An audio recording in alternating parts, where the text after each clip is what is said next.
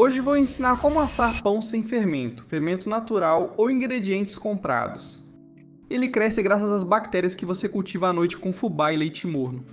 E se você acertar a temperatura, vai tirar do forno um pão com um sabor que você nunca experimentou antes. Fique comigo que vou mostrar cada passo. A cultura, a massa, o processo de assar e as 3 coisas que arruinam a maioria das primeiras tentativas. Explicarei o método em cerca de 90 segundos. Faço isso há meses e não volto mais ao fermento natural. Aqui está o motivo. O pão é chamado de Salt Rising Bread. É americano, especificamente dos Apalaches, e antecede completamente o fermento comercial. No início dos anos 1800, colonos das montanhas assavam esse pão em locais tão remotos que não conseguiam manter fermento natural no inverno. Eles não tinham fermento, apenas fubá, leite, farinha e um lugar quente perto da lareira. Com esses 4 ingredientes, faziam um pão branco denso e miolo fino, cujo sabor é debatido há 2 séculos. O nome vem da prática de deixar o pote de cultura num leito de sal morno durante a noite, usado como reservatório de calor, não como ingrediente. O sal mantém e irradia calor de forma constante por horas. Era a panela de cozimento lento deles. Hoje à noite, você resolverá o mesmo problema de temperatura usando o que tiver em casa. O fermento é uma bactéria chamada Clostridium perfringens. Esse nome assusta. Algumas cepas estão associadas à deterioração de alimentos.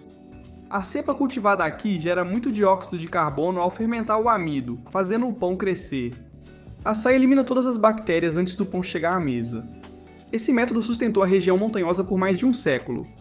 O pão pronto é seguro e tem textura densa, miolo fino e sabor ácido com toque marcante, quase de queijo, conquistando fãs que mantêm padarias especializadas com listas de espera de até 6 meses. Você vai tomar partido de um lado ou de outro desse pão. Não há meio termo. Comece na noite anterior. Em um pote de vidro limpo, 1 litro, misture 3 colheres de sopa de fubá grosso moído em pedra, uma xícara de leite integral a 40 graus Celsius, uma colher de sopa de açúcar e 1/4 colher de chá de sal. Use leite integral, pois a gordura estabiliza a colônia e impede o desenvolvimento de micro-organismos concorrentes. Prefira fubá moído em pedra ao invés do fino e degerminado dos supermercados. A moagem elimina grande parte do que se deseja cultivar. O açúcar nutre bactérias e acelera a fermentação. A pequena quantidade de sal desencoraja organismos concorrentes sem prejudicar a cepa que você deseja. Misture tudo, cubra sem vedar com um pano e agora vem a única parte realmente difícil desta receita. Manter esse pote entre 38 e 45 graus Celsius por 6 a 12 horas durante a noite. Veja como fazer isso sem comprar nada. Um forno desligado só com a luz acesa mantém cerca de 38 a 40 graus na maioria das cozinhas. Antes de confiar, teste uma vez com um termômetro. Um cooler pequeno com 3 ou 4 potes de água quente. O pote de cultura entre eles mantém essa faixa de temperatura por horas sem eletricidade. Uma panela de cozimento lento na menor configuração, com o pote em banho-maria raso e tampa semiaberta, funciona bem, mas meça antes, pois algumas aquecem mais do que o indicado. Um desidratador de alimentos ajustado para 40 graus é o método mais confiável em uma cozinha doméstica. Escolha o que tiver, não adianta tentar adivinhar pela sensação e esperar que funcione.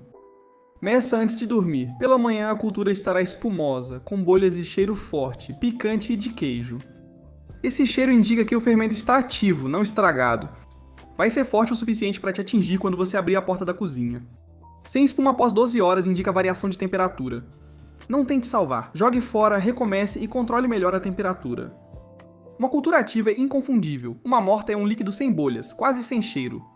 Antes de deixar fermentando à noite, saiba que o aroma é intenso e pode ser tão forte que algumas pessoas desistem do projeto. Veja o que ocorre. O cheiro some totalmente quando o pão vai ao forno.